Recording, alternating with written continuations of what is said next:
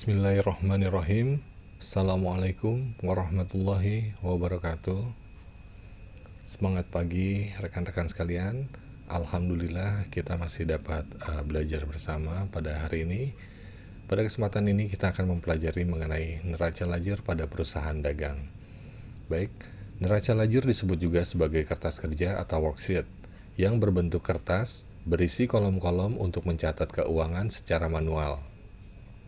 Pencatatan pada neraca lajur ini cenderung bersifat tidak formal, sehingga bisa pengisiannya dapat diperbaiki dan dikoreksi nantinya jika perlu. Neraca lajur memang bukan merupakan salah satu jenis laporan keuangan, namun pembuatannya akan mempermudah kita dalam memproses laporan keuangan itu sendiri. Dalam neraca lajur, semua akun yang terdapat dalam perusahaan akan dicatat dan digolongkan ke dalam kolom atau lajur yang ada.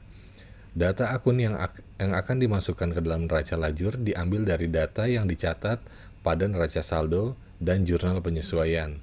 Sedangkan untuk penggolongan kolom neraca lajur bisa dibagi menjadi 6 jenis, yaitu neraca saldo, penyesuaian, neraca saldo setelah disesuaikan, neraca, dan laba rugi.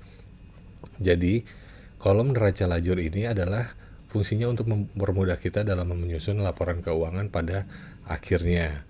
Jadi di dalam neraca lajur ini banyak terdapat catatan-catatan transaksi harian keuangan yang kita biasa buat dalam jurnal umum, lalu ada juga jurnal penyesuaian yang dilakukan di akhir bulan.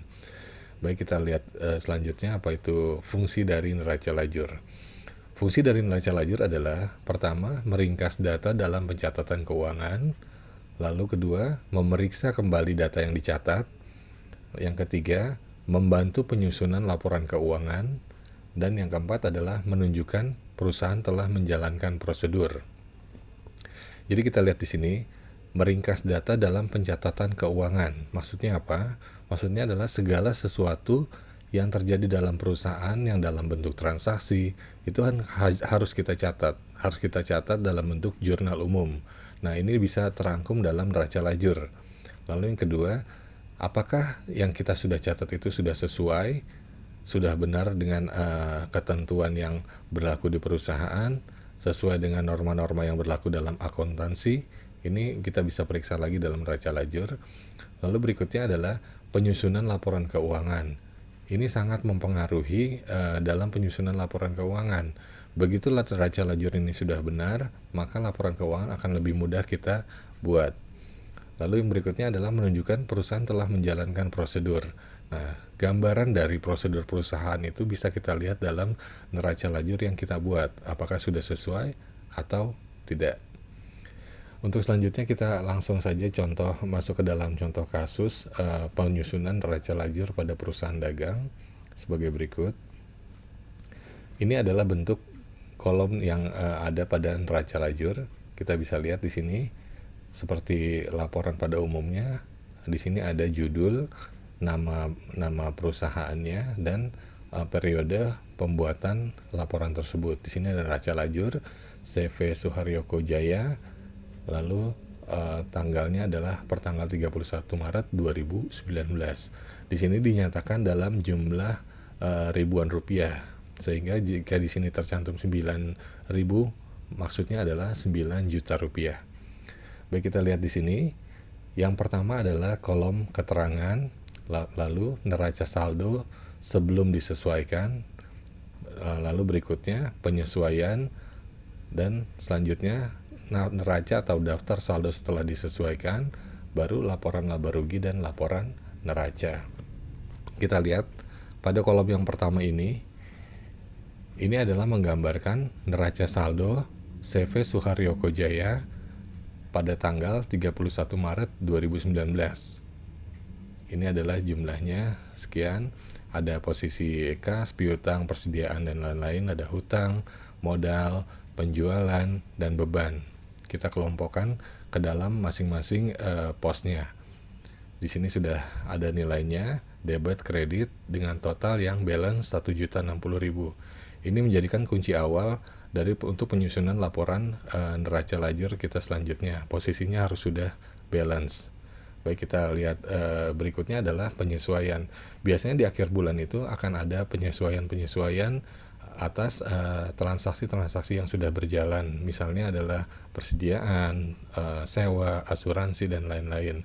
Karena pencatatan di sini belum menggambarkan posisi yang sebenarnya. Kita lihat contohnya. Di sini ada ayat jurnal penyesuaian CV Suharyoko pada tanggal 31 Maret 2019. Yang pertama adalah mencatat jurnal persediaan. Nah, jika ada selisih antara nilai persediaan di neraca saldo dengan fisik yang ada di gudang, maka proses pencatatannya adalah sebagai berikut. Kalau di sini dinyatakan persediaan di sebelah kredit, berarti nilai yang dicatat di neraca saldo lebih besar daripada fisik yang ada di gudang.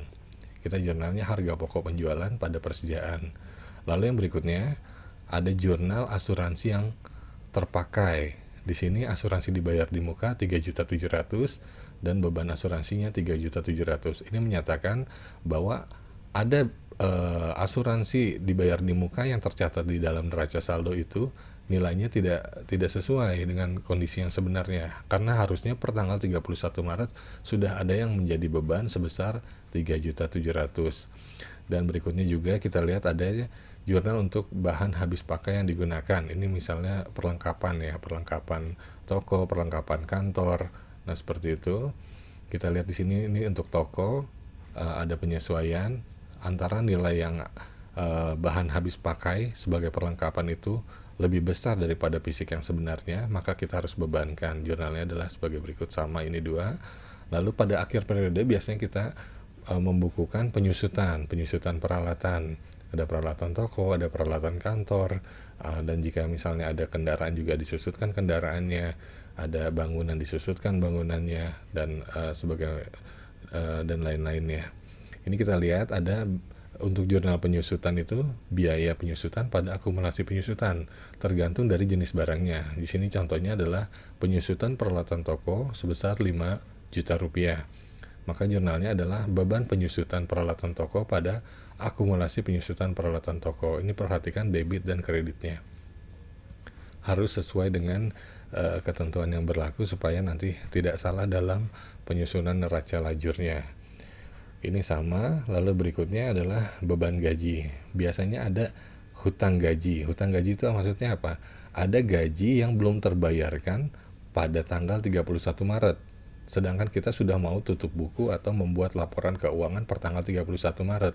Maka kita harus bebankan gaji yang seharusnya masuk di bulan Maret. Nah, sedangkan karena itu prosesnya belum ada pembayaran kepada karyawan, maka kita anggap sebagai hutang gaji. Nanti saat hutang gaji itu dibayar, baru kasnya berkurang, hutang gajinya didebit. Jadi kita bukukan untuk pembebanan gaji yang belum terbayar atau hutang gaji dengan jurnal beban gaji pada hutang gaji. Dan berikutnya kita lihat ada pendapatan sewa yang diterima. Di sini ada sewa diterima di muka 600 pendapatan sewa. Nah, kalau kita lihat dari sini adanya pendapatan sewa yang belum dibukukan. Makanya kita bukukan di sini pendapatan sewanya sisi kredit dan sewa diterima di mukanya di sisi debit. Nanti untuk penyesuaian jurnal penyesuaian ini tergantung dari case-case yang berlaku pada saat kita mau tutup buku. Ini hanya contoh saja. Baik, kita langsung masuk ke dalam neraca lajur. Nah, kita lihat di sini. Tadi sudah kita bahas di awal mengenai neraca saldo yang terdapat dalam neraca lajur. Ini neraca saldo, keseluruhan ini adalah neraca lajur. Kita lihat di neraca lajur ini ada kolom penyesuaian. Seperti tadi untuk transaksi yang ini kita lihat, kita coba pindahkan ke sini transaksi-transaksinya. Kita lihat di sini ada jurnal persediaan.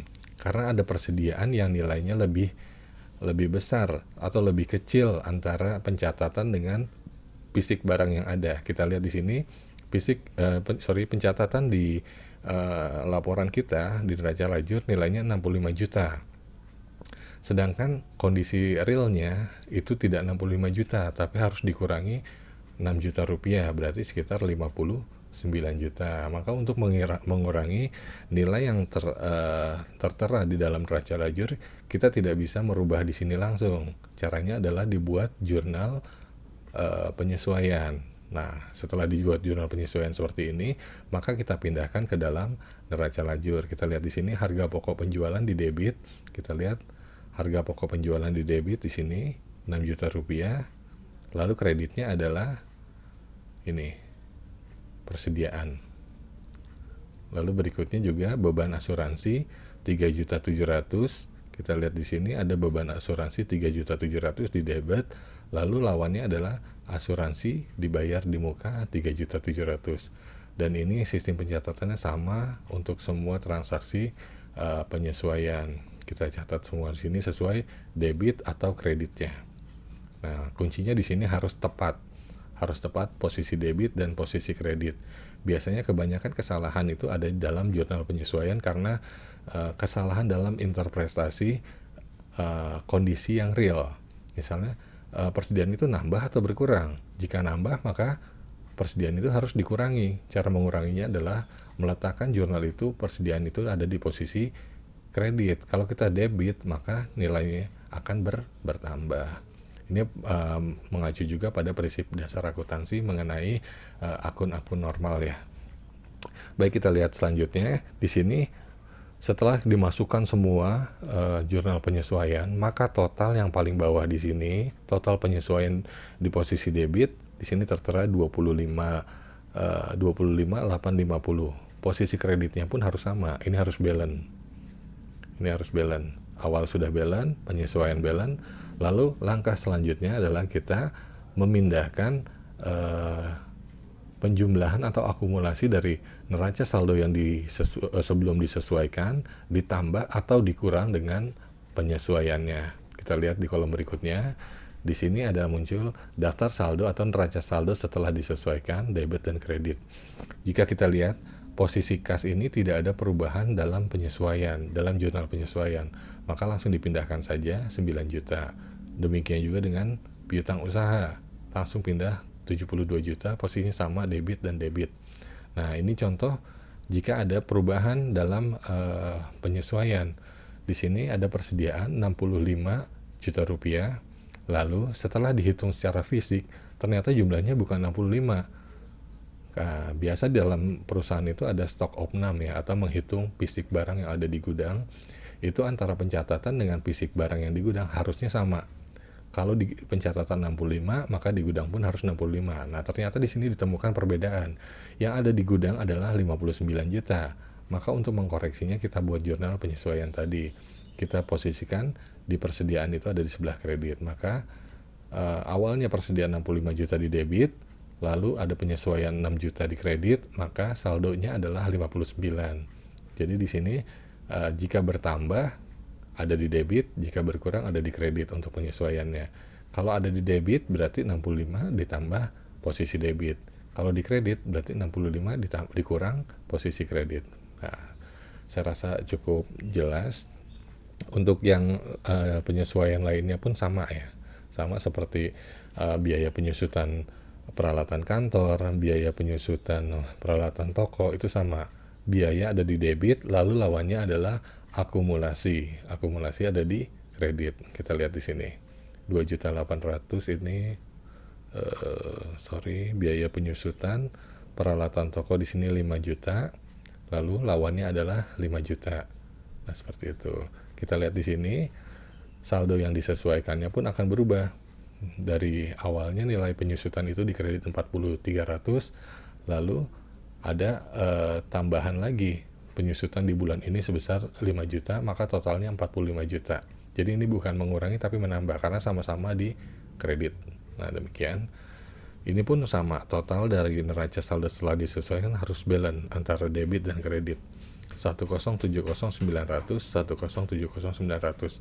Jika sini sudah tepat, maka kita bisa lanjut ke kolom-kolom berikutnya dalam penyusunan neraca lajur. Jika di sini belum tepat, kita harus mundur. Dilihat penyesuaiannya sudah benar belum, peletakannya debit dan kreditnya. Kalau sudah benar ternyata masih salah, coba kita kembali lagi ke jurnalnya. Jurnalnya sudah benar belum di sini?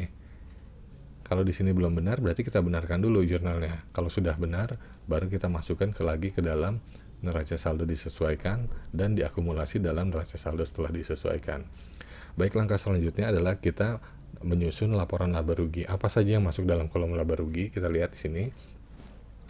Laba rugi itu prinsipnya adalah selisih ada antara jumlah pendapatan dengan total biaya. Kita lihat di sini ada penjualan, ada pendapatan sewa, lalu ada retur yang mengurangi nilai penjualan, lalu ada diskon penjualan yang mengurangi nilai penjualan, dan harga pokok penjualan ya. Kita lihat di sini, lalu pengurangnya adalah seluruh beban-beban yang ada selama 1 bulan tersebut. Ini kita lihat dari mulai beban gaji penjualan sampai dengan beban bunga. Nah, jika kita totalkan ke bawah, jumlah debit ini adalah jumlah pengeluaran atau jumlah biaya, karena saldo normal dari biaya adalah posisinya di sebelah debit. Sedangkan pendapatan dari penjualan, pendapatan dari jasa, itu posisinya ada di sebelah kredit. Kita lihat total laporan laba rugi di debit 675, lalu di kredit 675, posisi di kredit 675, posisi di debit 667. Jadi antara pendapatan dengan biaya itu lebih besar pendapatannya. Makanya kita dalam posisi laba. Jika posisi laba berarti pendapatan lebih besar daripada biaya. Nah, setelah ditambahkan labanya di sini, total laba, maka jumlah total akhir di bawah sini harus balance. Ini baru laporannya insya Allah benar. Lalu berikutnya, setelah laporan laba rugi ini dibuat, langkah berikutnya adalah kita menyusun laporan neraca. Nah, seperti ini. Jadi, semua yang terjadi dicatat dalam kolom laba rugi tidak mungkin dicatat dalam neraca. Karena unsur dari neraca itu adalah aktiva, hutang, dan modal. Seperti itu ya, modal, aktiva, hutang, dan modal, serta labanya. Kita lihat di sini, seluruh posisi aktiva dari mulai kas sampai dengan akumulasi penyusutan itu masuk pindah ke dalam neraca. Kita lihat di sini semua pindah ke dalam neraca, lalu segala macam jenis hutang itu pindah juga ke dalam neraca. Lalu apalagi yang pindah, termasuk di dalamnya adalah modal dan prive. Posisi modal di kredit, posisi prive ada di debit, karena nantinya akan mengurangi dari modal pemilik saham itu sendiri. Nah, sama prinsipnya seperti kolom-kolom yang lain. Jika di total kolom neraca di sisi debit itu jumlahnya di sini 403.200. Untuk posisi kreditnya di kolom neraca kita total 395.300. Loh, ini kan beda berarti kan? Ada selisih. Kita lihat selisihnya setelah kita jumlahkan antara jumlah debit dan jumlah kredit, maka kita temukan selisihnya adalah sebesar 7.900.000. Nilai ini harus sama dengan laba yang kita peroleh saat menyusun laporan laba rugi tadi. Di sini 7.900.000, di sini 7.900.000. Maka jika ditotalkan antara neraca ditambah dengan laba itu harus balance 403.200, 403.200. Ya, jadi kuncinya adalah kehati-hatian kita dalam memasukkan nilai-nilai itu ada di sebelah debit atau kredit, termasuk juga jumlah-jumlahnya. Kadang-kadang kita salah menulis 1.500.000, kita masukkan hanya 150. Itu sangat berpengaruh dan sangat fatal akibatnya, karena setiap laporan yang kita buat ini ada urusannya dengan uang, terkait dengan uang. Dengan pencatatan yang salah berarti laporan laba ruginya pun salah dan neracanya pun salah, dan pada akhirnya laporan yang kita sajikan kepada atasan kita, kepada pimpinan kita, kepada pihak-pihak yang membutuhkan itu menjadi tidak real atau tidak benar. Saya rasa untuk penyampaian materi neraca lajur ini sampai di sini, dan saya harap rekan-rekan sekalian bisa belajar sendiri, latihan sendiri di rumah, karena dengan latihan kita akan lebih mudah untuk memahami cara pencatatan tersebut. Tidak hanya dilihat tapi dilatih. Kita ambil dari sampel dari contoh-contoh kasus atau contoh-contoh transaksi yang ada di tempat lain seperti itu. Kiranya sekian dari saya untuk penyampaian materi neraca lajur pada perusahaan dagang hari ini. Semoga dapat dimengerti dan semoga dapat bermanfaat buat rekan-rekan sekalian. Kuncinya adalah banyak berlatih, butuh kesabaran, dan harus teliti. Demikian, kurang lebihnya saya mohon maaf. Assalamualaikum warahmatullahi wabarakatuh.